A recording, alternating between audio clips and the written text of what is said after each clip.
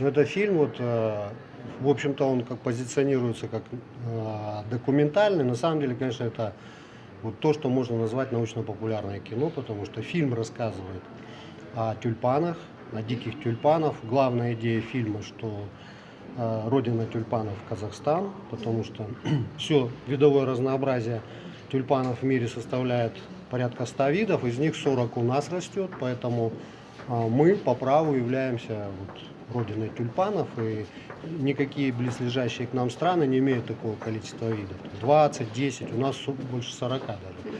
Вот. И вторая идея такая, что это нам досталось вот от природы, да, и очень важно это сохранить. И для будущих поколений это генофонд определенный, поэтому в фильме много посвящено вот этому вопросу, что о жизни тюльпана, что это не просто так, что его можно сорвать и идти дальше. Нет, на самом деле тюльпан живет очень долго, поэтому срывание тюльпанов это очень пагубно на них отражается. На самом деле, конечно, к теме тюльпанов я пришел многие годы назад, десятилетия, с 80-х годов они меня интересовали. Я как фотограф много их фотографировал для публикаций в книгах, в общем. Поэтому я к этой теме пришел не так вдруг. Да. Да?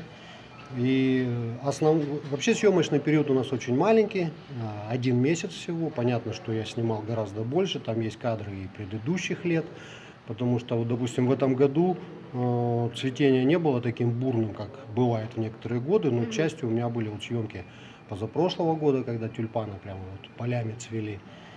Но съемки происходили в основном юг-юго-восток Казахстана, это где самое богатое у нас разнообразие, это вот наша Семиречье, Алматинская область, Жамбылская, вот Южный Казахстан, то, что сейчас Туркестанская область, ну и в Центральном Казахстане. Я вообще снимаю, поскольку я и оператор, и режиссер, еще и автор сценария, поэтому, ну вот как бы я один в 3 лицах. Дальше что? Ну, продюсер, понятно, да? Айгуль Черендинова, это вот все обеспечение процесса съемок. У меня это мой близкий друг и научный консультант фильма Анна Андреевна Иващенко. Мы дружим многие годы, и, в общем-то, мой интерес к тюльпанам, и вот какие-то знания получены в основном из этого общения. Значит,